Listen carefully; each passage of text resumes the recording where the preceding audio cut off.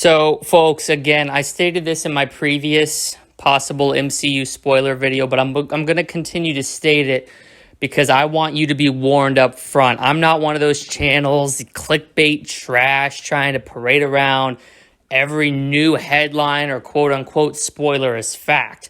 This is not confirmed, but myself and many other people believe that we have actually seen some legitimate Spider-Man No Way Home story spoilers. Now, this actually first appeared, it circulated on two different websites today, August 25th.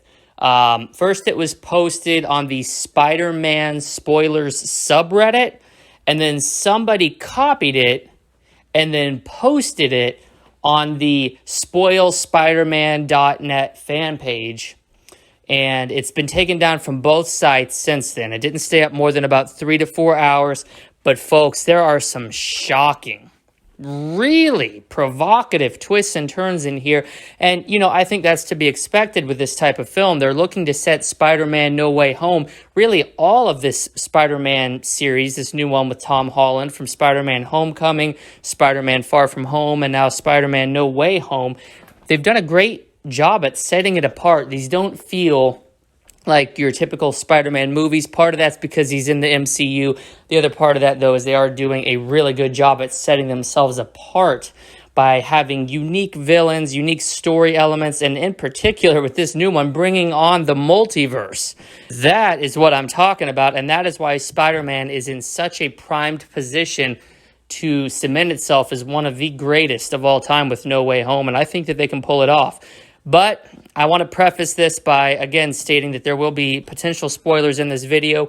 This is not confirmed, but I believe it after reading it through a couple of times. I kind of tilted my head at multiple points, questioning the logic and questioning the decision-making, but I get it now after thinking about it.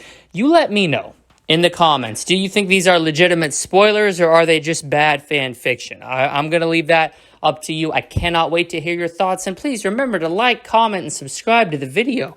Refresh the page daily if you want to. I post new content every single day. Most days. I take a couple of days off. I'm only human.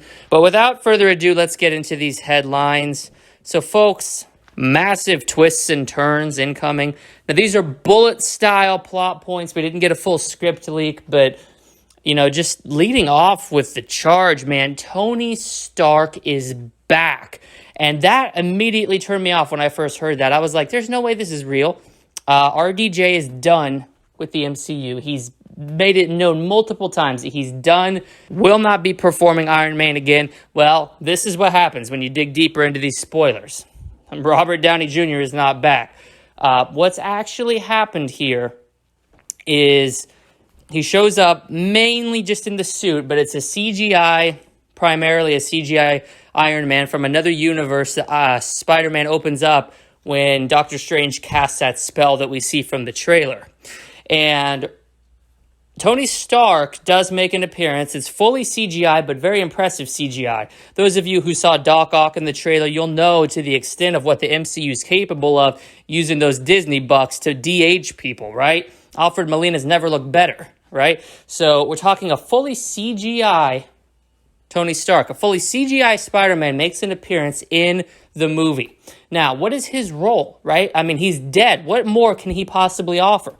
Well, he's finally going to capitalize on the homoerotic father-son relationship that he's been grooming Peter for. I mean, let's be honest. At the end of the day, this is a fully adult man and a barely legal Peter Parker. It's your typical sugar daddy relationship. Well, Tony's going to finally start getting something out of the deal, even if it's the Tony from another universe. All right? Peter Parker's been taking Tony's money this whole time, been using all his tech. It's about time that the kid gave back. So he waited till he was 18. Tony Stark did the right thing, and now the two embrace and make passionate yet gentle homosexual love to one another.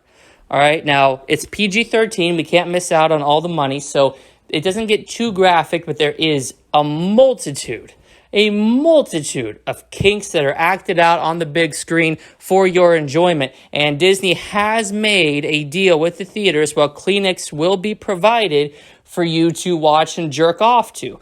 Because let's be real, all right? There ain't any other reason you're going to be watching two gay superheroes go at it, right? I mean, we got CGI Iron Man's dick, which has been enhanced with Stark Industries, leading edge tech to increase the penile length at which his erection can obtain.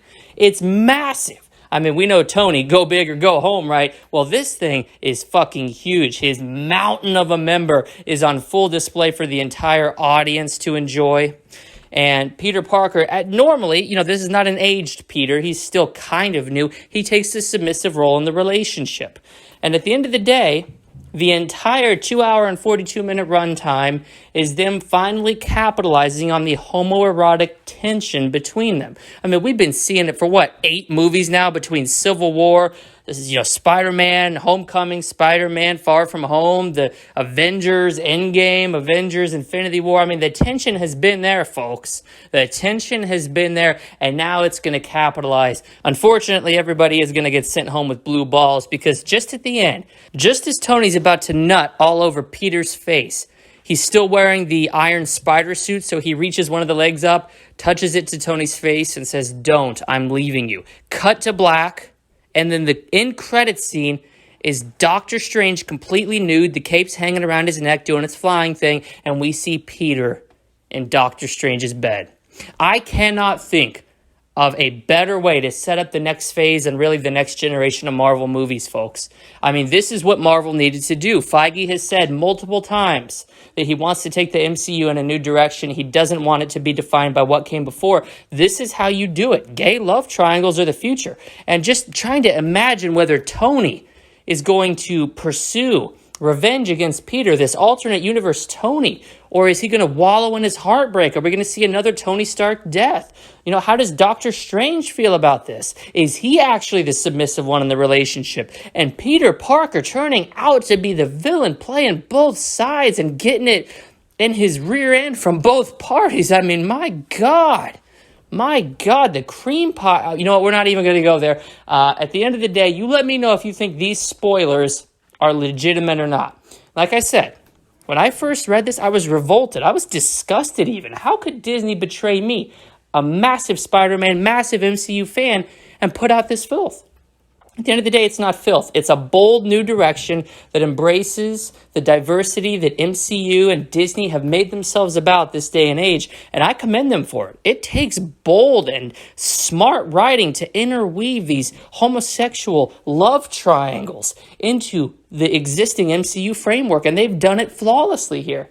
Massive shout out to everybody behind No Way Home. Can't wait for you guys to see it in theaters. Let me know what you think. I think this is what we're getting, folks. I think this is it.